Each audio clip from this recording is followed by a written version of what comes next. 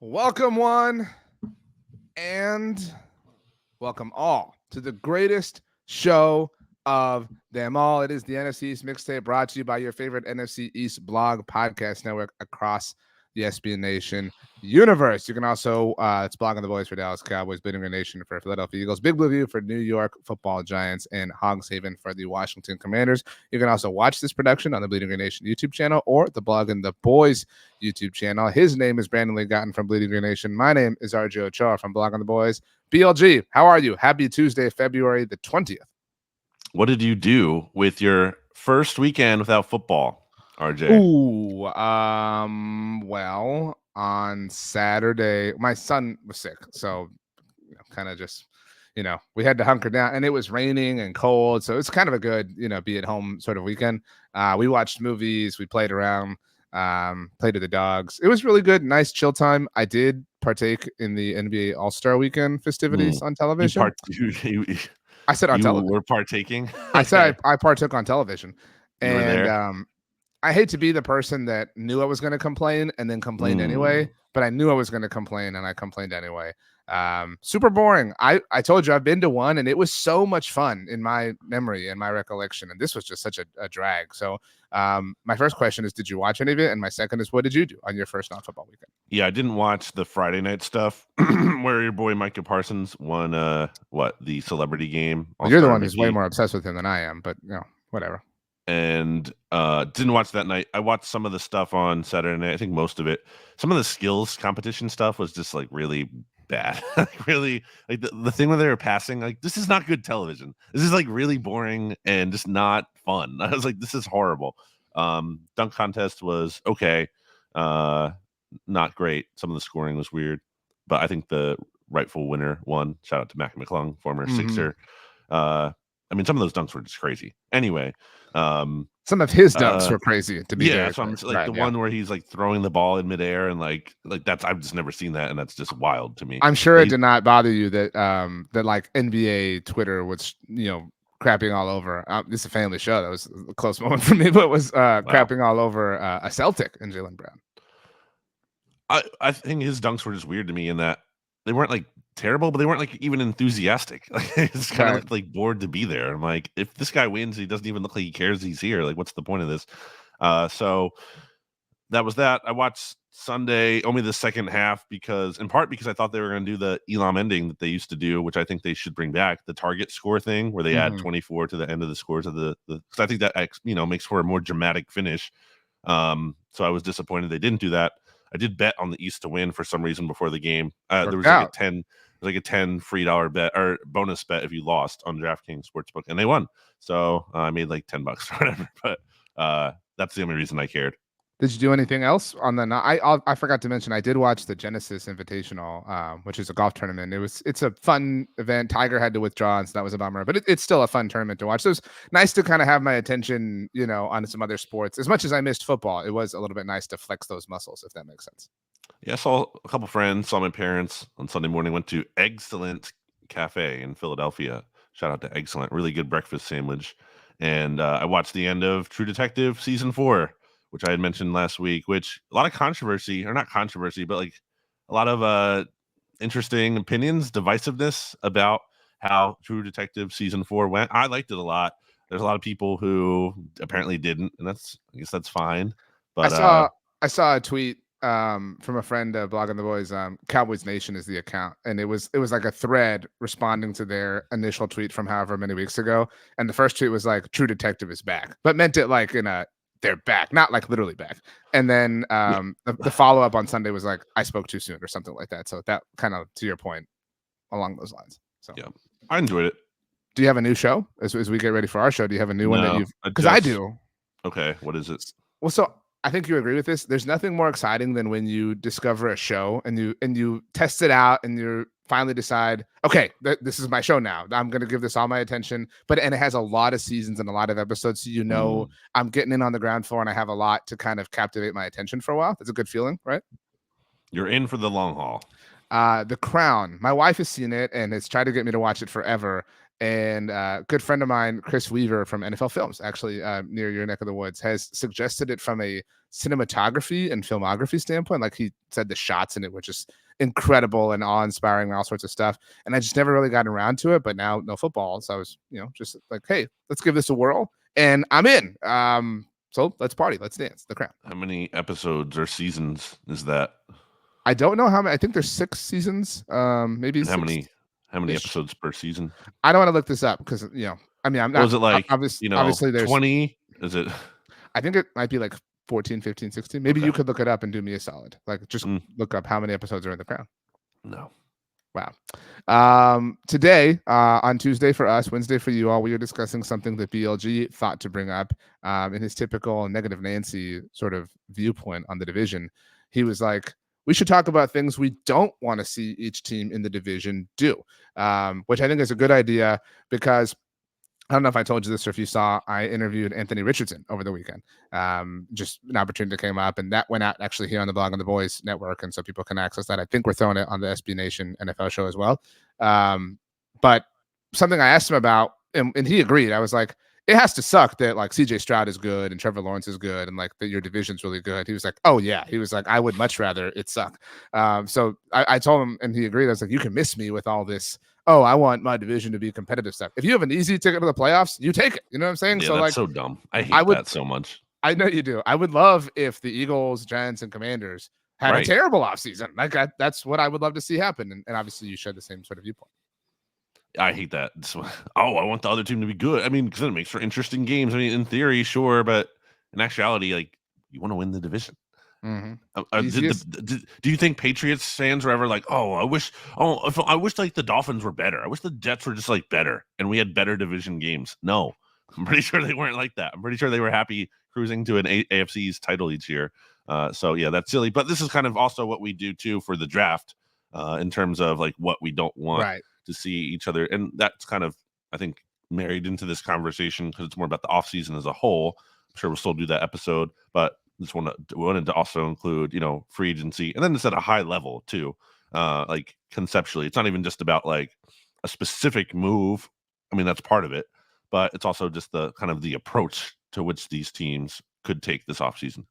Last thing, and it's related to the Patriots. I did start, and I think it's been 2 episodes so far. The Dynasty is, I believe, the proper name on Apple TV. I'm sure that you won't give this any of your attention, but it was really good. I'm a sucker for any kind of documentary series like this. So really fast, a lot of footage I've never seen before. Not that I'm, devoted to like Patriots lore and every Patriots, piece of film or whatever, but a lot of things that just I wouldn't have guessed existed. Like, I mean, who was film? It's like when The Last Dance came out. It's like, who was filming all this? Like, who had the camera at this point in time? Like, how did we not know this existed? So, did they cover Spygate at all? They are going to, and they're going to also cover a lot of footage that people have never seen before. Yeah. Okay. Congrats. I bet you're really proud of yourself. Anyway, the only addendum I made to your proposal for the episode was we should also, from our vantage point, say things we do not want to see the Cowboys and Eagles do. So, like, from my perspective, would be from a Cowboys fan. So we do start with them because they are the reigning NFC East champions. What we do not want to see the Dallas Cowboys do this offseason. I did want to mention when we got to the Cowboys part of this, which, we did right away because once again, the Dallas Cowboys are reigning division champions. The great OCC wrote recently at Blogging the Boys, learning from the past, 9 free agency mistakes the Cowboys should not repeat. And it was a good kind of retrospect on things the Cowboys have done improperly, whatever. And so that is number 1 on my list, or really kind of my only point here. I can very easily be talked out of this, which actually makes me upset because that's the Dallas Cowboys fan within me. I don't know if you read this or clipped this for the links at BGN, but number 1 on OCC's list was the veteran running back. Like, in other words, like avoiding, like cautioning against the veteran running back. He listed the top 5 contracts that were given on the veteran free agent market over each of the last 2 years. A list that includes Miles Sanders. And do you know, of those 10 different running backs, how many had an improvement from just a yardage standpoint the year that they signed with the new team? That question makes sense. Like 1. It was 1. Do you have a guess as to who it was? No, I can't. I think he'll be mad. Running backs. Yeah, I don't think I would have guessed it, but when I tell you, you're gonna go, "Oh man, I should have known that." Okay. David Montgomery. Had 801 yards with the That makes Chicago sense. Bears in 2022, and then had 1,015 with the Lions just this past season. But outside of him, none of the other top 4 running backs in terms of contracts had a better season last year, and none of them the year before of the top 5. So Derrick Henry is a big name that has come up a lot, and people are going to go there. And actually, I don't know if you saw this, but on Tuesday, ESPN did their top free agent fits of their top. I think it's their top 50 free agents from their own list. And they listed Josh Jacobs to the Dallas Cowboys. Want nothing to do with this. I don't want any. I mean, they are almost finally free of big time running back money. And I understood why they tagged Tony Pollard last year, but do not go down this route. That's my kind of main decree for them this offseason. Yeah, I said last year they shouldn't bring back, I believe, Zeke or Tony Pollard, and they should wait out the market. And I think this year that is also what they should do in terms of waiting out the market, especially because, and I covered this, we talked about this a little bit on the SB Nation NFL show the past week, but there's a lot of big names in this free agent running back class. So you don't really need to like rush out and get your guy. Just wait for that price to drop down, I think. And I think eventually maybe you can sign, and I don't know him specifically, but maybe you can get Josh Jacobs, at a bargain, at a discount, at a really good rate. And at that point, yeah, why not sign him? But yeah, I don't think you should be married to a certain player there as much as you kind of just wait out the market. And there will be someone there at some point who is at least a fair value, if not an outright bargain. And I think you'll be able to get someone like that. So yeah, there should not be a rush to like go out and, we have to get Derrick Henry because he's available there. To your point, just quickly, the 5th person on last year's list, so the 5th highest, or 5th biggest contract was actually Dalvin Cook. And so it took all the way until that was like midway through training camp with the Jets for him to sign. And even then it was a 1-year, $7 million deal, which came well below the franchise tag value, which was about $11 million. So you're right. Like, whether it is Josh Jacobs, and that's the other thing, like Josh wants to get paid, like based on what happened with the Raiders. So like that was a horrible example. Like you might even be able to wait things out. I know you joked about bringing Zeke Elliott back last year for Dallas. Like you might be able to wait out Tony Pollard and bring him back in training camp just based on the way the market looks. But I know that my answer wasn't the spirit of the exercise that you wanted to do. So your answer for the Cowboys is, what do you not want to see from them this offseason? I don't want to see them go all in. Like I think last year they made some like good moves in terms of the Stephon Gilmore and the Brandon Cooks acquisitions, but that also kind of feels like they were hedging a bit in terms of like, well, we don't want to give up too much. We were trying to like toe this line between getting really good value, getting good players, dressing holes, but also not quite going. I wouldn't quite call those all in moves because they're kind of lower cost moves, which is nice in terms of you're limiting the risk at some extent. But I think it's time to accept more risks. Where the Cowboys are at, and I know you've kind of you think they should, and you're saying you don't want that. Yeah, I think they should, which I don't want to see. I think they need to take some bigger swings here because, I mean, what's the risk? What's the downside? Like, I hate back when the Eagles hadn't won a championship before they won the Super Bowl. There was all this talk like, oh, they can't trade up for. Well, it happened first with Mariota, and then it happened later with Wentz. So it was like they can't. Leading up to the actual trade, it was like. They can't do that because it'll set the franchise back years. To what? What's it going to set them back to? To not winning a Super Bowl ever? They hadn't won a Super Bowl. So what's it setting them back to? Like, what do they have to lose here? Take a big swing. It's time for the Cowboys who've not been able to get over the hump. Maybe it's time to take an uncharacteristically big swing. And that's not to say, just do something dumb. Again, like there's a smart way to go about it. You don't pay Derrick Henry like big money. I don't think that's the kind of swing. I think it looks more like it's not, it's not a 1-for-1. They're not trading for this actual player. At least I sure hope not. Like, but they need like their version of the AJ Brown trade. Like this like big swing move that they take, I think that could like totally change things up or take them over the top.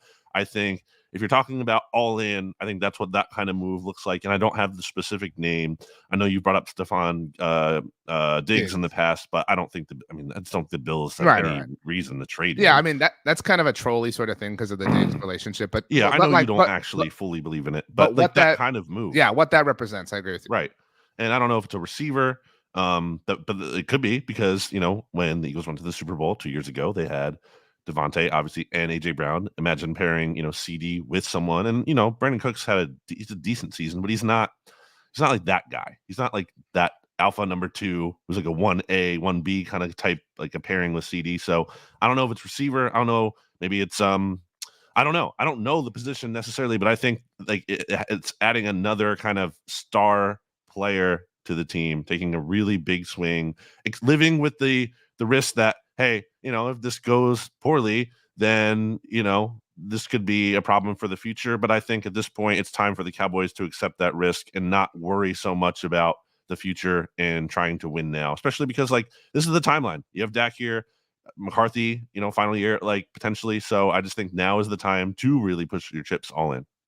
I agree with you that obviously I would love to see the Cowboys do that, especially from my stance all last year was you have to find out, what kind of play caller Mike McCarthy is. Okay, you accomplished that, but like you have to find out if this era is worth anything. You know what I mean? Like where you're at, and so you might as well go all in. And to your point of like, and I know you mentioned the Eagles slant on like, oh, so like what happens like you go back to never having won a championship? That was the 2015 year was the like all in year, right, so to speak, or the big move off season. That was the Sam Bradford trade.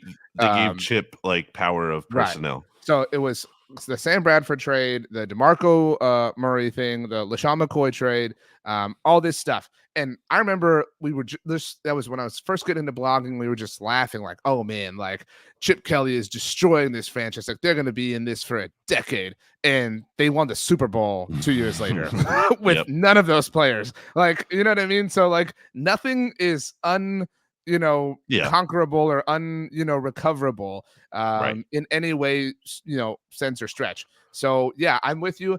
I've kind of started to land on, is that person or that all-in thing, is it Calvin Ridley?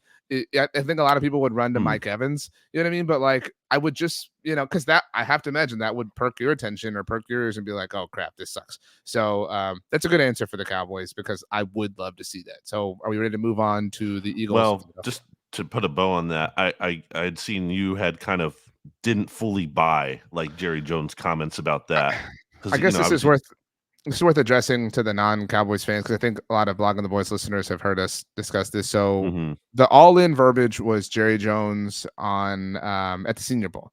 He said, we're going to be all in, whatever, et cetera, et cetera. And at the time, I really doubted it. But Michael Gelkin, who covers the Cowboys for the Dallas Morning News, is among the more plugged in people on the local beat. And he wrote something last week that I thought was really interesting, to where I'm paraphrasing, these are my words, but he was almost like, yeah, I don't believe this. Like he was like, this could just be posturing. This could just be all talk. And he said what I know you and I had talked about, that they could define, and they very likely will define being all in as paying Dak, paying CD, and paying Micah. And that's fair. Like, I'm not saying that that's even not a fair representation of what all in means. But when you throw out all in, we're all in the way Jerry did, everybody knows what that implies, what that insinuates, whatever. And I don't think he had any issue with letting people run with that. And so I don't buy right now that they are going to be quote unquote all in the dramatic, F them picks way that the Rams were, or even those Eagles were in 2015. But I think that they're going to benefit from all the attention and discussion that comes along with it. Yeah, I just think they need to get more aggressive. And I don't think just re-signing your players alone is that. Like that's about a core. It's not about like pushing your chips all in. What do we not want to see? I worded it awkwardly on the banners here. What do we do not? I really, this isn't even a sentence. What do we do not? I'm just gonna leave it at this point because what don't we want to see the Philadelphia Eagles do? You go first, since this is your team. I don't want them to. I don't want to see them like trade AJ Brown or Hassan Reddick. Like, I don't want to see them make a move, especially I don't think the AJ thing is really a thing ever. I mean, there was idea that he's being asked about trade rumors. There was never rumors. It was just a radio it was one of the radio shows in Philly, like coming up with a topic for the day because it would garner a lot of attention, and they have a job to do. I'm not, obviously it's part of the game that we play as media people, but yeah, that wasn't a rumor. It's not a rumor to like, just if I just say, should the Eagles trade AJ Brown? That's not a rumor. Somehow that has become a rumor. Like, so you're saying that's the process that happened that people define to be a rumor. That's like, right. Oh, that's a rumor. No, it's not. That's just means someone asking a question or posing. It's pontificating. Yeah. There's no like, well, AJ Brown's unhappy or once. That's totally different. So anyway, I don't think that's a real thing. So I'm not going to address that further. But yeah, I would not want to. I don't like this Hassan Reddick stuff because also it's seemingly coming from a place too, based on Reddick's own comments that he put out there, that like The Eagles seem to kind of be the ones who I think the Eagles kind of want to trade him in a perfect world. It's not that they want to dump him at any cost. I think it's that they would rather get like a really strong offer for Hassan Reddick than have Hassan Reddick back on the team next year, which I get that because there probably is a certain price where that makes the most sense and you're getting the most value and everything. But I just think about how thin they are at edge rusher if they don't have him. And I think about how when they've gone to the Super Bowl in two out of the past, seasons now, 5 seasons, that they Don't had mess one of the this up. best Don't be pass one of rushes those. Don't in do the that. NFL. So that just worries me. But yeah, I just don't want to see them. I mean, and same kind of thing with the Cowboys. Like this could be Sirianni's last year. So like, it's just I don't understand a move that kind of isn't about like really focusing still on this year and taking a step back. I differ a little bit here. Now I will say you shouldn't trade Hassan Reddick if it's just being afraid of not getting proper value for him. Like you shouldn't do it if it's like, oh, I'd rather get like legitimate value now than risk him playing out his contract and getting nothing. Like that is still a good thing, potentially. So yeah, the season of Hassan Reddick has value. Like right. having him for one more season has a lot of value. But where I differ a little bit, and this kind of lends to what I don't want to see the Eagles do this offseason. I don't mean this in the like simplistic way it sounds, but like I'm not, as a Cowboys fan, afraid of the Eagles defense. You know what I'm saying? Like, so and that's such a great way that you've brought up to kind of look at how your team is, like how opponents feel. Like if Hassan Reddick stays, I'm not like, oh, this sucks. You know what I mean? Like if they trade him, I'm also not like, oh, what a big win. Like whatever. I feel confidence relative to these teams and their current general construction. I feel very confident the Cowboys can handle the Eagles defense for the most part in the ways that they need to win their 2 games against them, or at the very least split them like they did last year. What I don't want to see the Eagles do is improve on offense. I would love if the Eagles were like, you know what, we're good. Like we just have to. Our defense was so bad down the stretch. Matt Patricia and blah blah. We have to make sure we keep Hassan Reddick and blah. You want to do all that? You want to focus on the defensive side of the ball? Fine, by all means, trade for whatever corner you want. Like I really won't be like shaking in my boots, in any way, shape, or form. But if the Eagles are of the mindset, you know what? Yeah, we have AJ, and yeah, we're gonna have to pay Devontae, but let's go sign Mike Evans. Let's go sign DeAndre Hopkins. That will suck. Or if the Eagles say, you know what? Yeah, I know that Nick Sirianni is obsessed with Kenny Gainwell or whatever, but let's go get Saquon. Let's go get and that I don't mean to like veer into the paying a veteran running back thing, but I mean that will frighten me more. The Eagles are always a more terrifying team to me when the offense is unstoppable. And that was like I know the defense was very, very, very good in 2022. But what made them truly terrifying and truly annoying was their high levels of efficiency on offense to set them up for the tush push and whatever, blah, blah. And along those lines, like I would love nothing more than for Jason Kelce to just go enjoy his life and his family and his podcast and whatever he's going to do. I wish him health, wealth, and happiness all the days of his life. I just would love him to start his post-Eagles tenure ASAP. So I don't want to see Jason Kelce return from a competitive standpoint, and I don't want to see the Eagles add even more to their offense. That's a good answer. We'll see about Kelce. Still unsure. We'll see soon enough if he is back or not. Rest of the offense, though, putting that aside for a second, should be pretty similar. Now, we'll see what happens with DeAndre Swift. I think that's a similar situation that I said the Cowboys should just be in, though, and it's clearly something the Eagles believe in. They're not investing big money or big resources into running back. I think they're going to try to wait out the market and see if they can get whoever at a discount. So we'll see who that ends up being. Maybe it's DeAndre Swift if he doesn't get the value that he wants and wants to come back to Philly, where he's from. So I think they could go kind of a number of different ways there at running back. I think the most interesting position would be the third receiver, which isn't like it's the third receiver, but it's not quite actually, like Goddard obviously ranks above that. The running back who they get might rank above him in terms of like the target distribution and everything. So not the biggest role. And therefore there's a needle to thread there, especially when you're managing the personalities of AJ and Devontae. I don't think you're bringing in, like Mike Evans or DeAndre Hopkins, in part because the Eagles are very aware of how those other guys feel about their targets and whatnot. So you're kind of trying to bring in someone who's good, but not so good that they kind of disrupt the personality. like that, I'm fine with that. Like, I know. if the Eagles and I like what I don't want to see then is Nick Sirianni.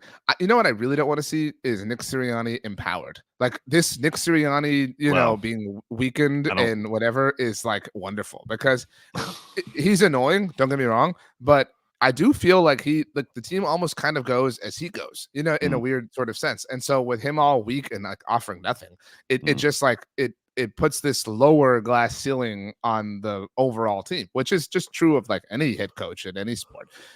So what I don't want to see is Nick Sirianni empowered to say things like, you know what, AJ Brown, Devontae Smith, shut up. Like, we really don't care. Like, our goal is to win, not to feed your egos. And I'm not saying that they're coming at it from like an ego perspective, but like mm-hmm.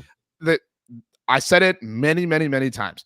The 2022 Eagles were on the verge of completing one of the more unbelievable and perfect seasons where everybody was going to be happy in the most perfect ways because everybody got like more than their fair share. Everybody was an all pro or pro bowler, or had all these individual accolades and blah, blah, blah. And they would have had the like individual awards and the team award on top of it all. And it could have like probably never, ever been topped in an emotional Yeah. sort of sense. You have to stop chasing that. Like this is somewhat akin to my 2015 Cowboys trying to pick up or discard it. Like, you can't be that team again. Like, you can't just have success that way.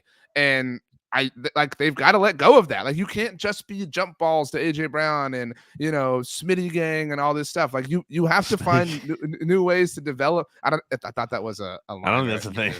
But what is the Slim Reaper? That's what he is. Yeah. But he goes by Smitty, right? So Sure. whatever. I mean, that's what I don't want to see. I don't want to see them challenge themselves in however that happens, offensively specifically. You want to do whatever on defense? Cool. That really is not going to bother me in any way, shape, or form. Well, yeah, again, I don't think they really need to totally overhaul the personnel and offense as much as they need to figure out things a little bit more schematically, which obviously they bring in Kellen Moore to do. I still think you could find, a nice player like shout out to my, BGN radio co-host Jimmy Kemsky, who put out Darnell Mooney as a potential third target. Like, I really like that a lot. That's like name. That's like what Quez Watkins is supposed to be, but he's not good. So yeah, if they can find someone like that who just, it's not that they're gonna revolutionize the offense themselves and have the AJ Brown level of impact, but I just think if you add someone in there who's just more credible, I think that suddenly helps out AJ and Devontae a lot more, and Goddard as well. All right, let's take a break, and when we get back, we will continue this conversation. Welcome back. Brandon, if you could eat anything right now, what would it be? I have a very specific answer, but I'm curious what yours is. So there was this really good breakfast sandwich at this place called Wrightstown Country Store. I thought you were shut going to go down excellent. Sorry, I thought you were going to like pick back up on that. No, that's really good too in Philadelphia. Okay. But this place, I'm thinking like anything I want, it would be that this place could somehow be open again. It's just on this road in Pennsylvania, Bucks County, right above Newtown. And they had these really good breakfast sandwiches served on Kaiser rolls, and they're just so soft and so delicious. And they're also only like, I don't know, like $4. They were cheap too. So I would want a Wrightstown Country Store breakfast sandwich. I'm going to say with sausage, egg, and cheese. What about you? I have three answers because you brought that up. I had one, but you saying that. So it's lunchtime for us. I'm kind of in the mood for a salad right now. Like, I would love nothing more than just like a big salad. Shout out to Seinfeld.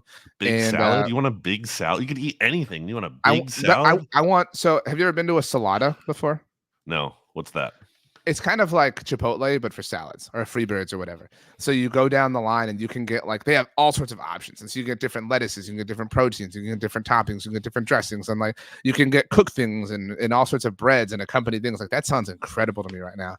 And on my wife and I's honeymoon, we went to this, like, we went to like the Jupiter area of Florida. And there was, I don't even remember the name. It was almost like a neighborhood sort of restaurant that we went and saw. We went to the Everglades, and it was like on the way, we stopped, and I had the most amazing chicken Caesar salad. And that's just kind of what comes to mind. But when I started this question, the answer that I was thinking of could be my dessert. I really want, like when you're at the mall and you get a cup of the little pretzel bites, like with cinnamon sugar or whatever on them. You know what I'm talking about?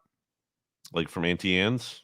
Yeah. Or I don't have another one, but like they're little, like almost like kind of like donut holes almost, but they're covered in like cinnamon sugar or something like that. You get a little cup. They call those rivets. Really? I didn't know that. So I think so. I could go for some rivets if that's what they're called. So nice pick. Former Eagles kicker Cody Parkey, remember him? Yeah. Also the guy who, the double doink for the Bears. He was from Jupiter, Florida. So there you go. Wow. By Oh, the so that way, reminds me, by the way, speaking of useless information, I meant to share this. I got this book over the weekend, the new book of lists. It's not so new. I think it's like '05 when it was published. But there's so many good random things in here that I feel like I want to kind of work them into the podcast somehow.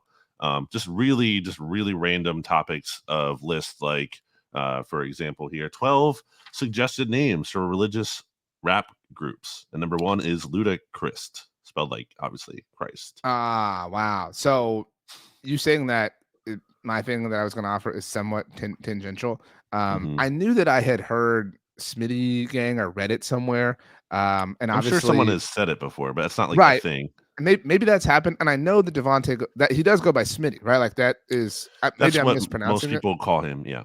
Okay. So I don't know if it's Smitty or pronounced Smitty or Smythe, but I Googled this just to be Not sure. Smythe. It might be pronounced Smythe Gang.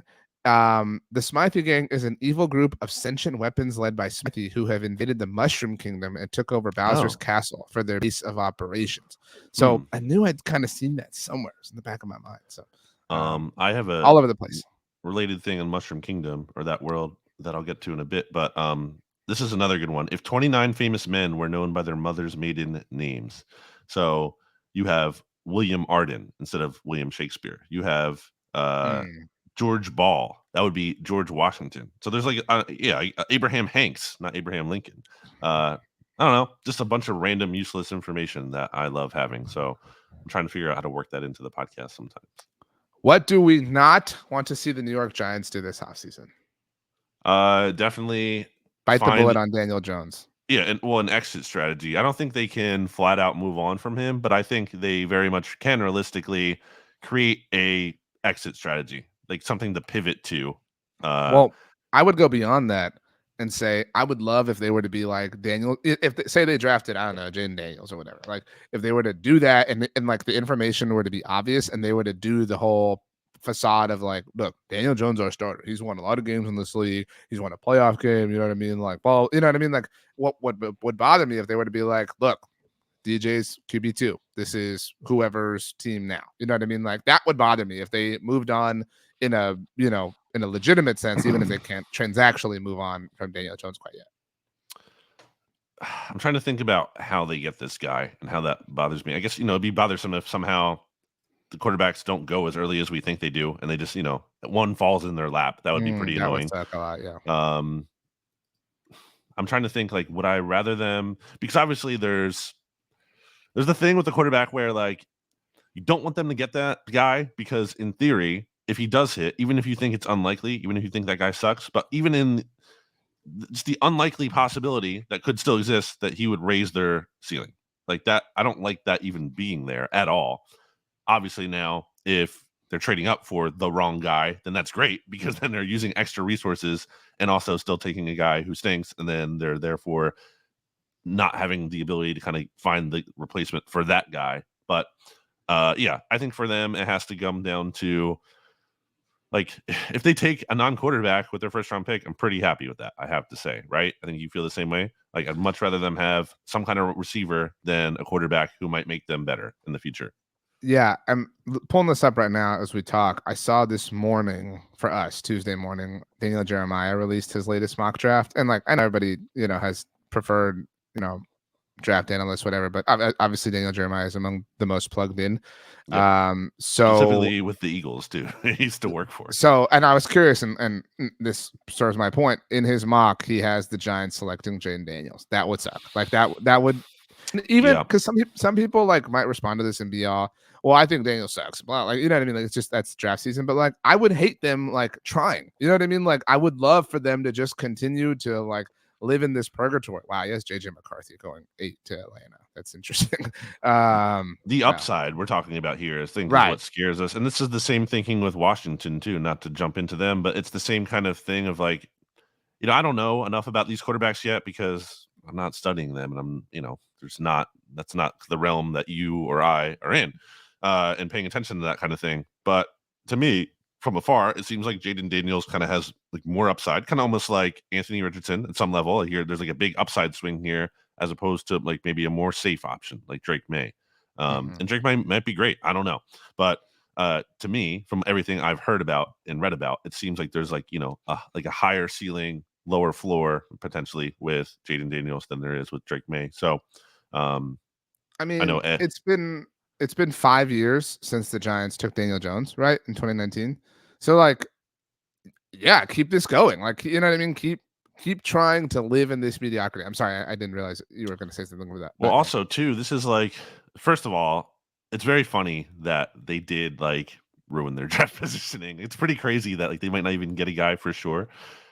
But if you don't do it now, when are you going to do it? Because, who's to say that they won't do this again next year where they're like just slightly, they're too good. They're not good, but they're too good to get, one of these very top quarterbacks. So I think like it's possible they could be in that spot, but obviously you don't want to plan for that. It's not like you're like, well, don't worry about it. So we'll be bad again. Like it's not the plan you want to go with. You have to strike while the iron is hot here and like take advantage of this and be like, this is our chance to get someone. And I think that has to be it. It has to be the move I don't want them to make. not only be bad, but don't worry, we'll be worse. Because that would be like, to ensure that you get like the guy you want, you would have to be worse to like the point at hand. So like, no, don't worry, like we'll put you through all this again, and we won't even give you the little bit of good that you thought you were having that actually damaged our whole draft position to begin with. So I mean, like, go ahead. Non-quarterback edition, I would say I want them to resign Saquon. Obviously, like spend big money on him. I don't think that's possible at this point. Like I think it's a foregone conclusion. Other than that, I mean, I really have a hard time envisioning them doing anything that scares me. I mean, because they're that far behind that they need something that significant, and for them to start focusing on the future would be a bummer. Because the other thing is, if they didn't draft a quarterback as well, I think it also means, you know what, like Brian Dable might be done after this year. So now they're really starting over in 2025. You know what I mean? And that would obviously be the best case scenario here from Cowboys, Eagles, Commanders perspective. So yeah, that's the Giants. Are you ready to move on to the Commanders? Yeah, who have the number 2 overall pick, and kind of the same, like I said, the same thing applies. I don't want them. I mean, they're going to take a quarterback, so that's we can't they be did like take Drake May in this mock, just for context. Yeah, we can't be like, well, I hope they don't take a quarterback because they're obviously going to take a quarterback. It'd be very funny if they took like Marvin Harrison Jr. My answer is, if we often see the teams jump or take advantage of the rookie contract, whatever, 1 year out, like after the rookie season, they kind of wait to be like, oh, well, he proved that he's the guy, so now we feel safe. Like, why would you wait? Like, isn't the plan for him to be really good? Like, isn't that the hope? And I thought the Eagles did that with Carson Wentz, right? Because was it 2016 or 17? They signed Alshon and everybody. 17. Yeah. It was okay. The second, so even year. They didn't do that. Even a really forward-thinking organization didn't do that. The same thing. I never thought the Bears got credit, but they kind of did this with Mitchell Trubisky. They signed Allen Robinson, which again was always a gripe of mine, how people were like, free Allen Robinson from Chicago. It's like, yeah, you realize Allen chose to go there. But the Chiefs did it as well. Obviously, Mahomes become like beyond whatever. But remember, they signed Sammy Watkins. Like they were like, oh, this is the window. So why would you not say, okay, we're the Commanders, we have some salary cap space to work with. The plan, they have the most in the NFL. Yeah, the plan is for this pick to work out. Why burn the first year? Like, right. why not just go at it now? And you know what? If it doesn't work out and he sucks, then you have the roster to bring in like the Kirk Cousins or whoever that is available in whatever offseason. I don't think they're re-signing Kirk Cousins. No, but you get my point. And so that would bum me out, is if they start the like tailoring of the roster to the rookie contract before even getting him. If they went out and they were the team who spent big on T. Higgins and whatever, and just like souped up this roster. That's a bad example because they have Terry McLaurin and Jahan Dotson. But you get my point. Like if they somehow landed Chris Jones in free agency, or well, again, also bad example because they have such great interior defense. You get my point. Like if they attacked their roster heavily, Mike Evans, and got it ready for Drake May or whoever to come in and just take over, and kind of like the way Dak Prescott entered the NFL, where the roster was kind of ready-made, and obviously he contributed at a high level, but that would really, really, really bother me. Like if they were active and built a strong team for Dan Quinn to guide. Yeah, and I think that's like a realistic fear too, because it's a new ownership. They're going to want buzz around the team this year. it's very. I mean, not every team wants to be good and talked about or whatever, but I think they especially are keen on hitting this hard and really trying to take advantage of the grace they've been given and really trying to establish a new culture and a new excitement around the team. So I absolutely do think that's realistic. And yeah, when you have all that cap space, why not? What if they just, and obviously there can be, and as Washington fans would know, there's perils of just being the team that spends a ton of big money in free agency, but you can still do it right and still do it smart. It's not just because like you're spending big money that means it's bad. So yeah, I do worry about that. I think that they could really get a good system in place. I think Washington has the upward mobility, especially with Dan Quinn there. I think he, as I've said, I don't really so much worry about the ceiling with him as much as I think he's going to raise their floor there. So I do think they can turn it around probably a little bit quicker than some would think, especially for the average, maybe number 2 overall pick team. Yeah, so I think that's a really good point. Interestingly, one of the things that OCC included in his 9 lessons or whatever to learn was not to pay the defensive player coming off of a great defensive outing, like with a great defensive team. Hassan Reddick would be an example of that, right? Like right now, where like, he is now. Yeah, like not this most recent season, but like relative to the at least the 2022 season. But Hassan Reddick also fits the example of like the type of player you want to go for is like a standout defensive player on a bad team, right? The way he was with the Panthers or even the Cardinals to that point. And so, in a similar sense, my one worry as somebody who's done a lot of, kicking at Dan Quinn lately is that like, I think another archetype that's worth pursuing in a free agent standpoint is like the dude coming off a bad year with a great body of work, right? Like, the guy who's had like 3 years in this case, total, the first 2 were exemplary, and then he just had a bad year, and you can kind of explain it away. I have a hard time explaining Dan Quinn's, poor performance, but I mean that would also, like, I don't want to see this work. Obviously, I mean I wish the best for Dan, but I mean if the Commanders had hired him in each of the over a year ago or 2 years ago, we would have been really afraid, right? And right now we're kind of like, whatever. But like maybe that dude's still there. Like it's really possible that dude is in fact there, and that would be a bummer as well.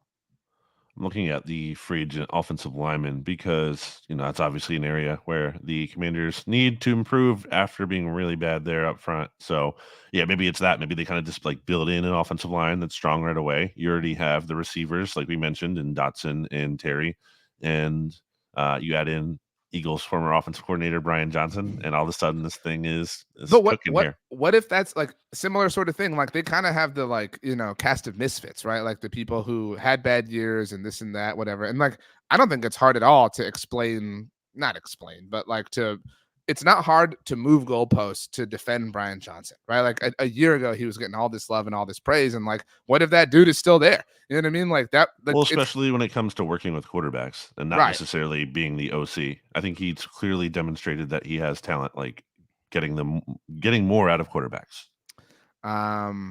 So yeah, we don't want to see any of these teams be good. Are you ready to do songs? Get out of here. Do you have anything else you want to add? I mean, hold on a second. I have to take these off and riff, but just give me like 5 seconds. And riff? I don't know what Brandon was planning here. But he's doing something. He's turned around. This is horrible for the podcast only audience. He's returning. Headphones are back. You brought up the Mushroom Kingdom earlier. I won this at Dave & Buster's last week. Oh, little Yoshi. Look at him. He's cute. It's funny you say that. We took my son to Dave & Buster's a few weeks ago, and I mean, he won, whatever. But I mean, I did it. I won a Mario for him. So it was a Mario, and I think you have a Pikachu over your shoulder. It was a Mario and a Charmander. So same kind of universes that we're operating in. Right there.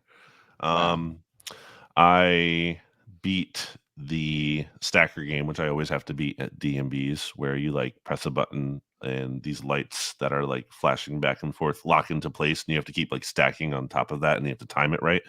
I always do that. It's 1,000 tickets, and then I actually won the like kind of their Wheel of Fortune, or not Wheel of Fortune, Price is Right. They have that big wheel you can spin. Not the same way. You can't actually, you like you crank the handle or something. But anyway, I won 500 on that because I hit like the slim little thing that said win 500 tickets. So yeah, I crushed it. And one Yoshi, who then I played as in my friends with Mario Kart over the week, or not Mario Kart, sorry, Mario Party over the weekend, and beat them. I'm a big Mario Party fan. Mario Party 2 is the best. The We should recent... play. You can play online now, right? Yeah. Well, we've talked about this before. No, we haven't. We both have it, but I'm always Yoshi, to be very clear. So what the hell? No, I'm Yoshi. No, I literally have the Yoshi plush doll. I'm gonna take Yoshi.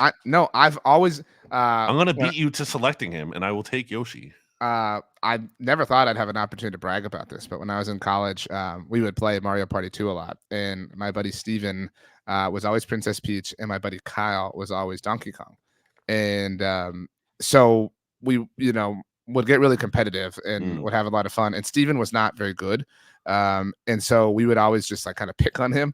And the best achievement, like the best game we ever had, I wound up with 12 stars, and Kyle wound up with 300 coins. It was awesome. So, and Steven had nothing. It was great. Exciting. We should do it. Maybe we can play with some listeners. That's right. People, let us know who you are, where you are, how you are in the party of Mario. Before we leave, we do have to do songs. Rachel, ever the on-time participant, has submitted Flowers by Miley Cyrus. And Rachel just always hits. Like, Rachel's never submitted a bad song, as far as I'm aware. Bangers. Straight, just adding all the bangers to the NFC East Mixtape playlist, which is available on both Apple Music and Spotify, even though you forgot about the guy who adds in the Spotify. I didn't forget about it. I just forgot that Spotify was his. He brought up that he can specify or like set it to 1.3 speed, and I just like in the moment I was so fascinated at the apps and our discussion about it all that I just overlooked it. It's my bad.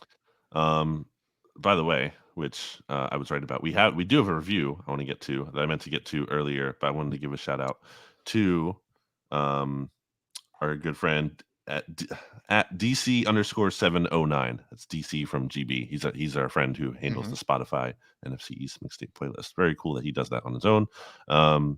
The review I have for you here from the Bleeding Green Nation podcast, and as I always say, if you've already left a rating and review on a certain podcast platform, such as you're an Eagles fan reviewing BGN, and you like the mixtape, well, also leave a review on Blogging the Boys, and give them a 5-star rating. But then you can say whatever you want. Yeah, you can write whatever you want. Be as disparaging and mean as you want. Yeah, but I mean, 5 stars. Please. No hate speech. Yeah, obviously, obvious disclaimers apply.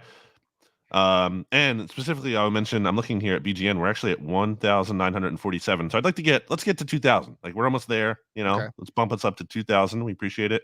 This comes from Jay Damicombe, and the title is NFC Gaslight. 5 stars. I've loved this pod for years, but RJ consistently gaslighting BLG is getting really old. I've not. I think when it's actually gaslighting to say that somebody gaslights people, like that's a gaslighting thing in and of itself. So no, it's true. I mean, look, I come here, I speak facts, I say the truth. That's just kind of where we're at. All right. So my song is Fool. This is actually my favorite Led Zeppelin song. Okay. It is Fool in the Rain. I think it's a really good song. It's kind of like funky, unique. It's not, a lot of people's favorite. I guess like Kashmir or Stairway to Heaven, and I like those songs too. I'm not like a Led Zeppelin guy. I'm not gonna like say like they're my band or anything, but I do like Fool in the Rain a lot because I think it's like a unique song. Good choice.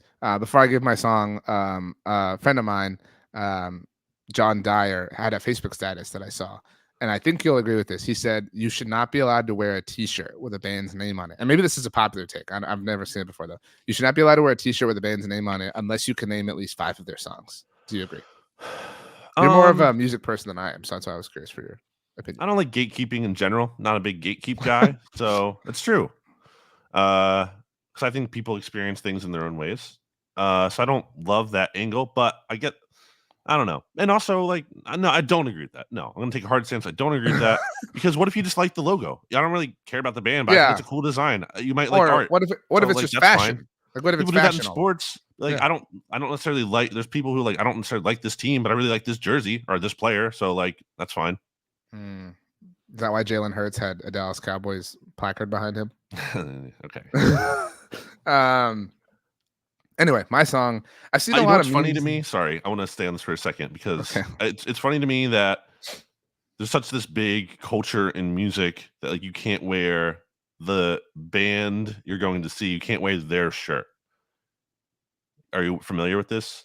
I don't go to a lot of I think I've been to like 5 concerts in my whole life. Okay. So I mean, I really don't Well, know. What there's is like the this rule? culture of like, let's say I'm going to see Blink 182. It's not cool if I then wear a Blink 182 t-shirt to Blink 182. I can't do that. Like that's, which That is very what? funny because yeah, I'm trust me, this is a thing. And the This is not a thing. listeners, You've tweet got to at be RJ, joking. back me up on this. Is absolutely a thing. Use Now, hashtag NFC East shirt for okay, the tweets. yeah, I think that this is absolutely a thing. Not a thing that I like and or am endorsing, by the way, because I think it's just it's just like it's too it's not cool, but it's such a weird thing to do as someone who obviously is a part of sports culture, which is that's what you very much do. That is Right. exactly what you do when you go to a sports game is you wear the thing that shows you're a fan of that team. I think if I'm parsing this right, the caveat is like if you buy merch from like the merch table at the show and you want to wear that, I think that's kosher. I'm not sure, although I think typically people would just buy it and then hold on to it and not wear it. But I think that's more acceptable. But yeah, somehow not acceptable to wear the band that you're going to see like a T-shirt of them to that concert, which I think is stupid. That is very stupid because if that would be in my mind like the peak moment to wear the thing. Right. Like one of So I love this band. I want to show other people, and I want to like show the well, band like who's looking into the audience, like, hey, I love this thing. I also I feel this way about jerseys and not in general, but like there's something cool to like, people will say things like, "Oh, this is my lucky jersey" or whatever, right? Sure. But like there's something to like. I know this is a weird way to put this, but like, oh, this is my game worn jersey. Like I wore this jersey at the Super Bowl, or I wore this jersey during the like crazy rain game, or you know what I mean? Like I wore this jersey, whatever. And like it was there, like it was a part of the experience for you. So like in a similar sense, like the shirt or whatever from the band would be the same way. You know what I mean? Like that's like saying if they throw you like a pick or the set list or whatever that you shouldn't take it. You know what I mean? Because it's all part of the same sort of thing. That's dumb. I reject this. It's the energy. I don't like the energy. It's just like, oh, it's too cool. It's like it's not cool to do that. Like no one.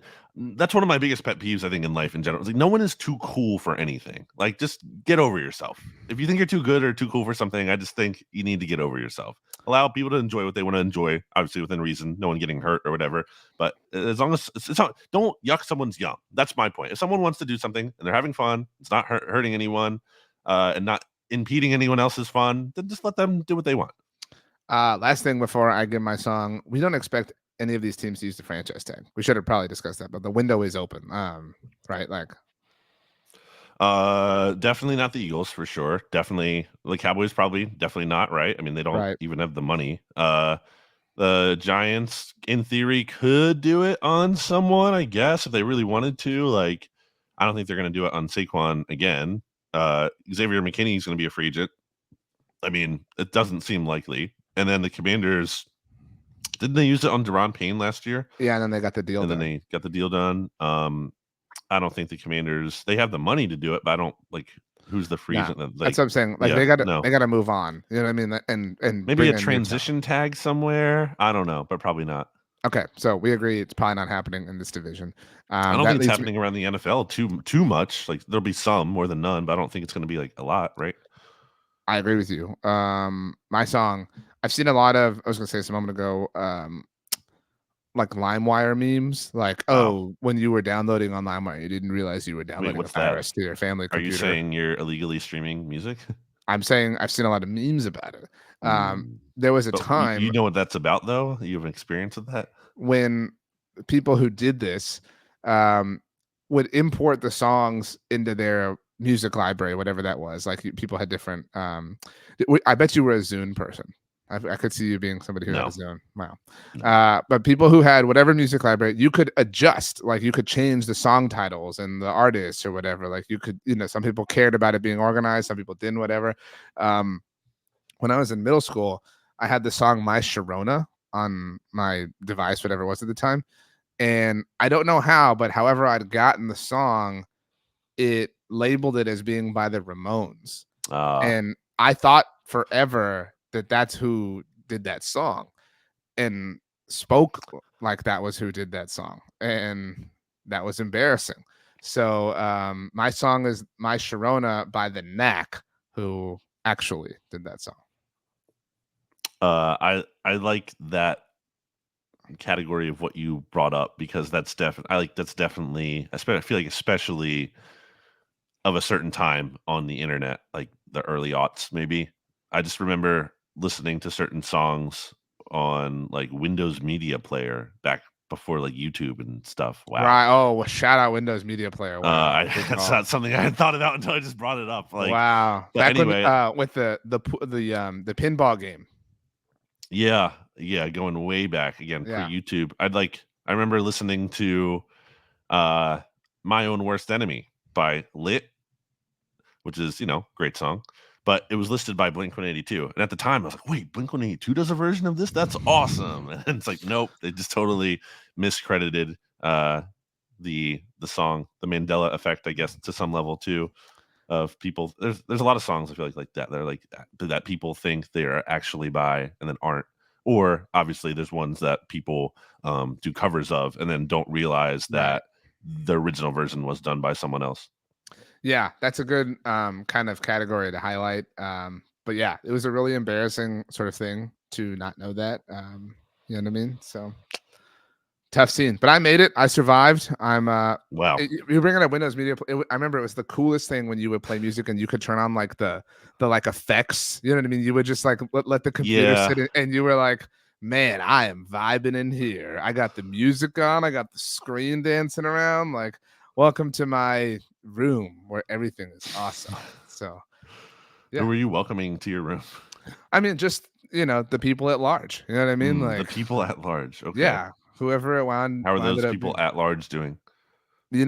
Some are good, some are less good. I mean, I check in with them from time to time. So how are the people at small are doing? I don't know. Let's bounce. And as we do, Brandon is going to tell us what his favorite helmet in the NFL is that is not the Eagles and why. Favorite helmet. Do you have a favorite helmet in the NFL?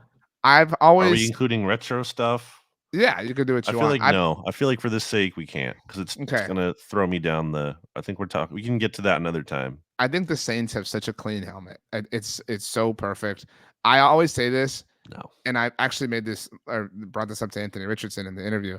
It would suck to be a Bengals fan and try to get a helmet autographed. I say that I think about that all the time. Biggest thing. Like, it would suck, man. It would just be terrible. So I think the Saints have a great helmet. I think the Vikings have a cool helmet. The Vikings and Eagles and I think Rams are teams that like their helmet is like what the mascot would look like, right? Like the Viking has the horns, the Eagles have the wings, the Rams have the horns. I like helmets like that as well. I'm looking at all 32 of them. By the way, like NFC East Mixtape bingo. Des Bryant catch, picking up where you left off. So Bengals real helmet. quick, I'll filibuster and buy you some time. I don't know if you knew this, but so every team has a primary logo, right? And that's what's on the like hats and polos and things like that. And for the longest time, the Bears' primary logo was the C. But last year they actually changed it, and now it's the bear, like the face of it, which is cool. But how can your primary logo not be the one that's on your helmet? You know what I'm saying? Like, I'm not advocating for putting the bear on the helmet because I love the C, but I just found that to be interesting. So, yeah. I'm looking at all of them. I do like. I also always think the Buccaneers flag is so wide; it's got to be so difficult to put it on. Like for it's too big. Staff. Yeah, they need to make it. Like, they used to be smaller, and like with all the little gaps and orifices in helmets now, like it's just got to be a nightmare to figure out. I was gonna go. The Broncos have a clean helmet too. I really love the Broncos helmet. I was gonna go with one that I don't like the helmets that the team logo is like an emblem, like the Niners and the Packers and the Raiders. Like what's on there is just like a badge. You know what I'm saying? The logo, and in the Raiders case, is within the badge, like the crest. Yeah. So I honestly think the Giants have a strong helmet too. Like the NY is cool, but I wish it were Giants. Well, yeah, it's no, the Giants one is way better when they do the actual Giants on the helmet. I was gonna say one that I thought was gonna be my pick originally. I'm gonna stick with that after looking at all of them. I'm gonna go with the Steelers. I like the asymmetrical helmet. Like it's only on one. I like how the logo is only on one side and the other side is black. I think there's something cool about that. I don't know if you know this on the subject of NFC East bingo. The Steelers and Eagles used to be a team together once upon a That time. one's They really would time to call end them. the They would show. call them the Steagles. It was just, Okay. yeah, that was back in the day, man. Yeah. I wish I could Yeah. press the end the show button.